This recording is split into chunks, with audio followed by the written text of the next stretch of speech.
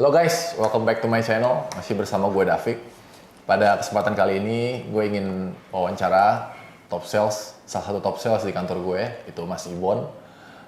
Di sini gue pengen nanya, kejadian-kejadian lucu apa aja yang pernah Mas Ibon terima ketika dia lagi bertugas sebagai tim sales dari sebuah perusahaan properti.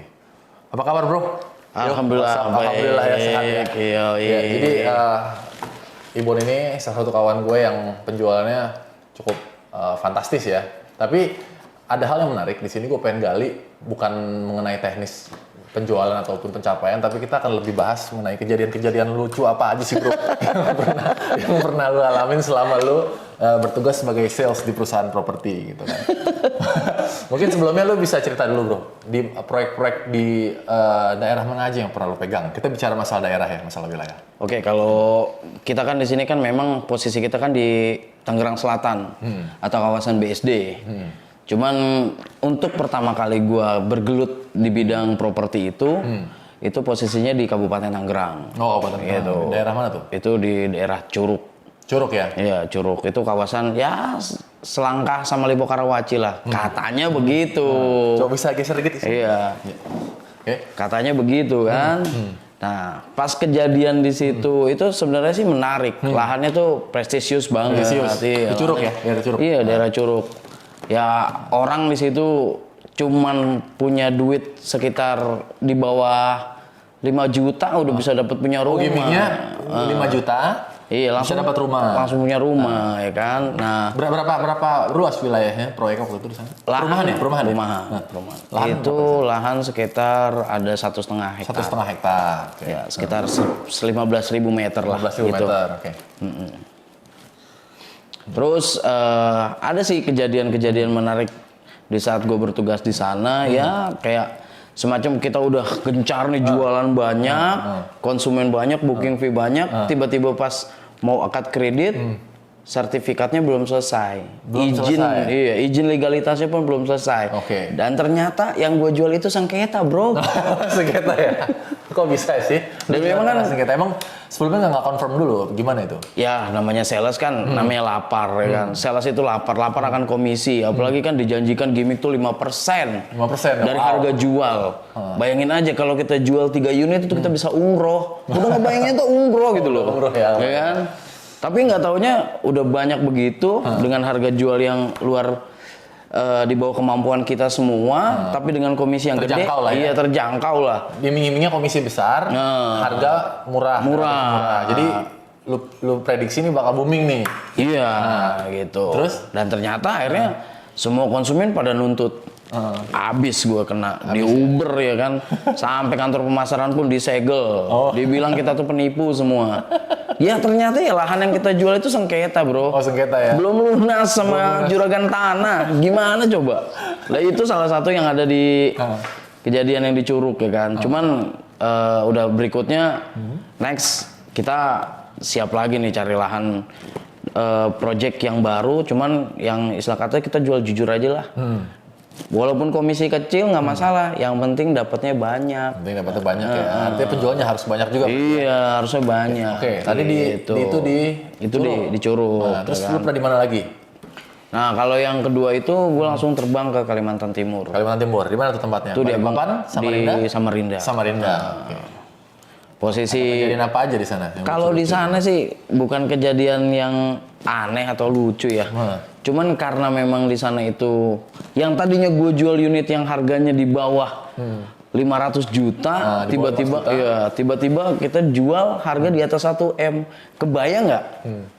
Ya namanya oke lah, kita di sini nggak bisa mengkategorikan kita cuma berani jual di bawah 1 M atau kita dibilang sales murahan. Tapi yang namanya marketing itu apapun harganya kita pasti bisa jual. Harus ya. Iya, apapun produknya. Iya, berapapun harganya. Nah, gitu.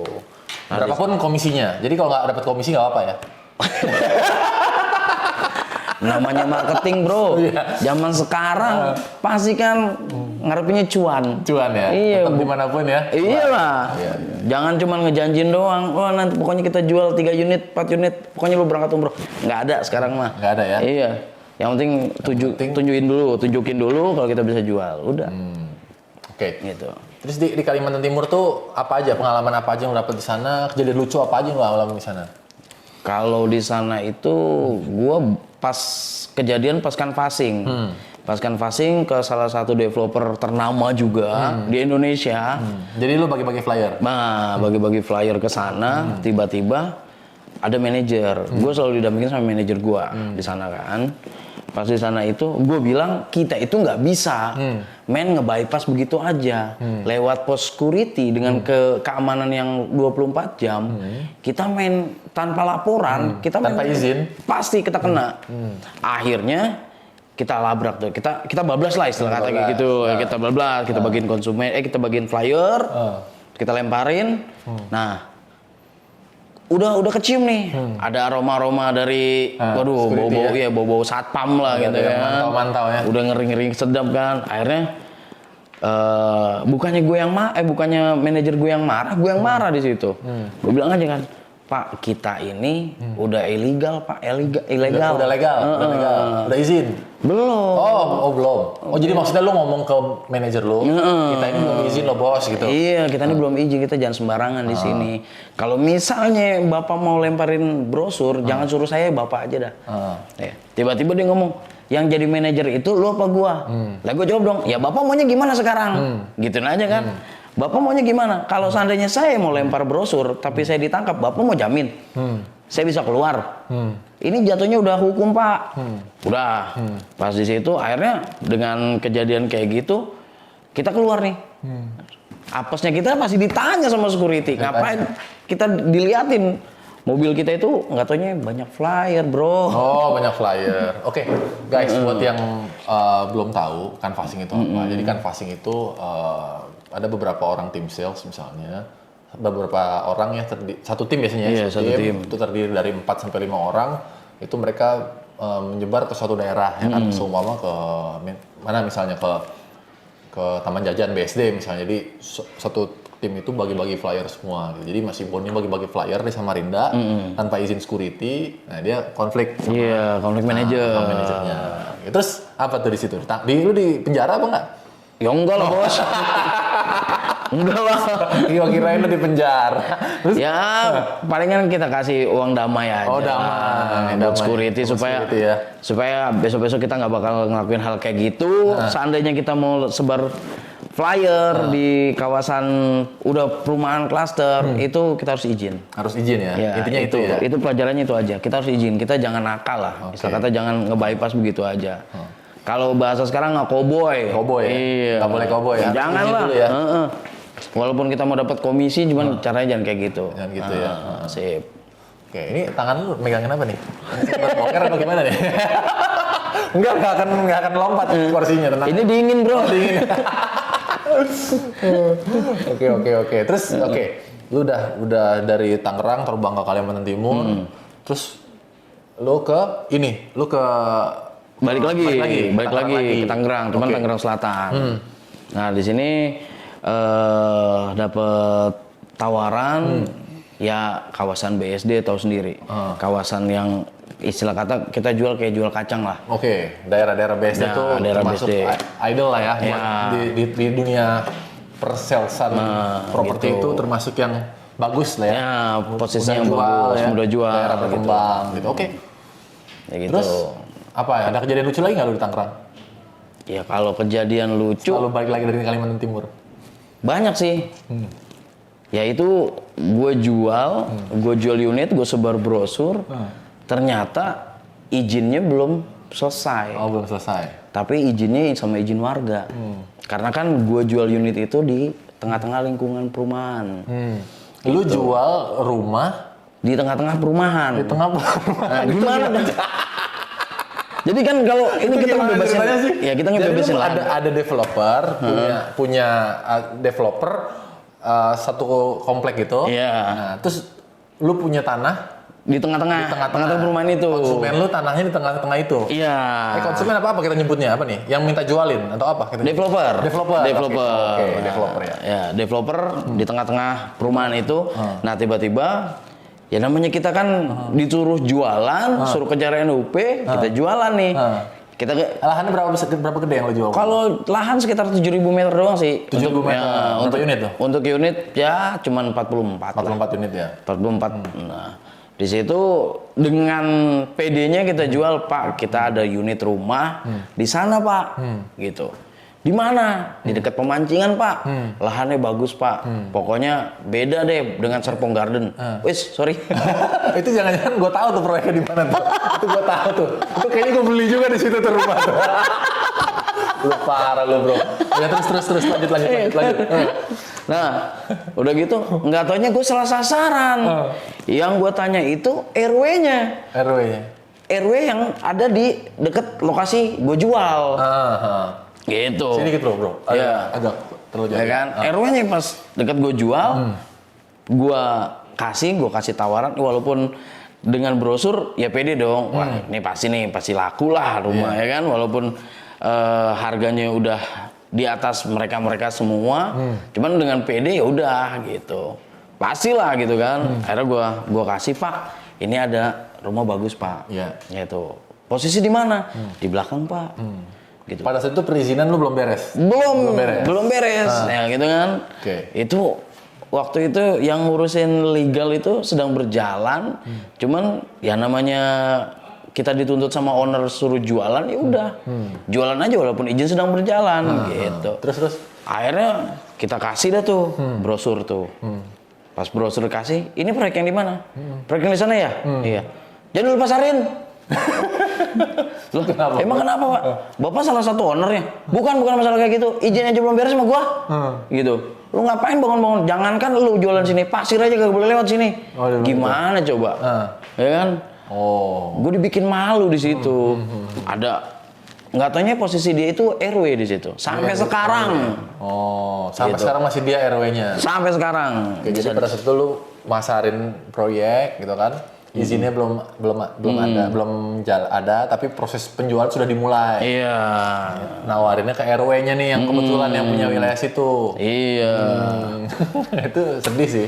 Ya memang gimana lagi namanya kita jualan ya kan. Akhirnya tapi sih alhamdulillahnya kita kagak sampai ditahan. Nggak sampai ditahan. Kalau misalnya kejadian sampai ditahan kayak gitu, wah ngeri juga deh kejadian. Iya. Kejadian-kejadian yang tidak kita inginkan ya kan, kita mau pulang, jangan pulang dulu gara-gara izin doang belum selesai lah. Salah gua apa? Gua kan cuma jualan di sini. Ya kan, izin belum selesai ya itu urusan legalitas. Nah, di sini kan posisi gua cuma penjual. Terus ya kan? Begitu lo komen gitu gimana, RW-nya gimana, bisa terima nggak? RW-nya tetap nggak terima. Ya udah. Kalau misalnya kayak gini, salah satu legal lo ketemu gue, biar lu pada bisa jualan semua. Maksudnya apa? Ya udah, Pak, nanti saya hubungin deh, Pak. Gitu. Kalau seandainya dia kagak bisa ketemu gua, lu jangan sampai lu sebar brosur di sini. Jangan sampai lu sebar brosur di area ring 1. Gimana coba gua jualnya? Padahal di situ target gua tuh hanya ring 1. Hanya ring 1 ya? Yang jualan paling luar biasa banyak ring 1. Ring 1. Gitu. Saingan kita di situ bukan Bajaj Mikrolet lagi. Bukan ya? Iya. Apa aja tuh? Pokoknya saingan kita tuh udah harga-harga udah kayak BSD lo tau sendiri ya kan. Oke ya. Walaupun kita adanya di sonoan dikit tapi kan tetap kena dong ya kan. Ya akses kita punya gitu. Terus segala fasilitas juga kita udah ada. Apalagi coba kalau mau unit murah ya di situ. Itu dulu ya, itu dulu. Nah, di saat persaingan banyak, kita tetap bertahan. Lalu berapa kali lu ngibulin orang, gua tanya? Ayo. Jujur lo, lu harus ngaku sama gua, berapa orang yang lu ngibulin selama lu jadi sales? Kalau itu sih, sales ya senjatanya emang di mulut, ngelesnya juga di mulut. Contoh deh, gitu yang kan? lucu, yang atau apa yang lu agak tipu-tipu dikit lah misalnya. Sorry, gua minum ya. Ya dengan unit gini, gue waktu itu jual satu unit, nggak taunya unit itu bukan hook bro, tapi gue pilih itu hook Pak, posisinya kita mau bangun jalanan sebelahnya, tapi nggak taunya bukan hook. itu lu bohongin apa emang lu nggak tahu? Itu gue bohongin, saking gue pengen dapet bonus. Terus komisinya gede. Terus Waktu itu dijanjiin 3%, bro. 3% Ini kan ya. 3%. Kalau dihitung-hitung ini aja bangsa 15 juta lumayan, bro. Iya, lumayan. Iya kan? Pak, ini hook, Pak. Bapak nanti kalau seandainya ambil beli unit di sini, gitu kan, sebelahnya itu kita mau ada ekspansi lagi, Pak. Jadi lahan belakang itu ada, kita mau bangun lagi sekitar 1000 meter lagi, Pak. Unit lagi, Pak. Jadi ya kalau seandainya Bapak mau beli di sini, cukup enak juga, Pak. Gitu. Dan nggak taunya apa yang terjadi, gue malah dibilang penipu, bro. Cuma jual gambar, jual rencana. Akhirnya gimana? Jadi tetap beli di situ atau batal? Tetap beli di situ kan itu kan biar menarik gitu loh. Iya. Dia booking, dia akad kredit. Di saat dia BST ada bangunan di sebelah rumah. Dia kaget dong. Dia kaget. Mas, lu gimana sih, Mas? Lu nawarin gua katanya ini hook, katanya ada bangunan. Lah gua ngelasnya gimana? Pak, set plan itu bisa berubah. Makanya buat lo yang beli properti hati-hati. Hati-hatilah dalam membeli ya, bro ya. Hati-hati. Karena ini biasa terjadi di kota-kota besar ya. Kacau lu, bro. Ya itu. Dan dari situ semua pada komplain, bahkan dia sampai punya temen kan, pokoknya gue udah nyesal beli rumah di situ. Gue salah satu orang yang dibohongin sama sales marketing gitu kan, gara-gara gue ngambil hook, nggak taunya sebelahnya itu udah jadi rumah. Gitu. Tapi gue ada pengalaman lucu loh. Jadi gue ngelihat waktu itu gue nanganin sebuah proyek di daerah sama ya, di daerah sekitaran Serpong juga lah. Waktu itu ada konsumen datang marah-marah. Marah-marah dengan alasan serah terimanya kok telat banget, ya kan? Terus fasilitasnya belum dibangun, ya itu. Dan 1 bulan kemudian, jadi dia itu sebenarnya waktu itu akan serah terima 2 minggu lagi, ya. Dia komplain sama customer service, 2 minggu lagi akan serah terima, Bu. Oke, akhirnya bener 2 minggu lagi dia serah terima. Sudah ada serah terima, jadi dia komplain nih, 2 minggu kemudian dia serah terima, 2 minggu kemudian lagi dia datang lagi ke marketing galeri, dia beli lagi, bro. 1 unit lagi dibeli emangnya. Padahal kemarin bulan lalu habis ngamuk-ngamuk tuh, bulan depannya beli lagi. Itu konsumen gitu tuh. Jadi teman-teman yang mungkin yang di bagian sales ya itu mungkin jadi masukan juga ya. Betul. Orang komplain kadang-kadang kalau kita tangani dengan baik. Mereka tuh cocok sama kita, walaupun mereka marah-marah, besok mau beli lagi kita lagi. Ya gue juga pernah sih dapat kejadian kayak gitu, ya kan. Iya. Dia marah-marah dengan alasan dia punya teman koleganya itu dari instansi hukum. Gue rayu, gue baik-baikin. Hanya marahnya kenapa nih? Jadi marahnya itu hanya karena proses bank. Ya, proses bank gitu kan. Dan ternyata itu kesalahannya itu bukan karena di bank, karena dia kurang 1 data lagi. Kurang 1 data. Iya, makanya dia komplain gitu kan. Selesai juga prosesnya gitu.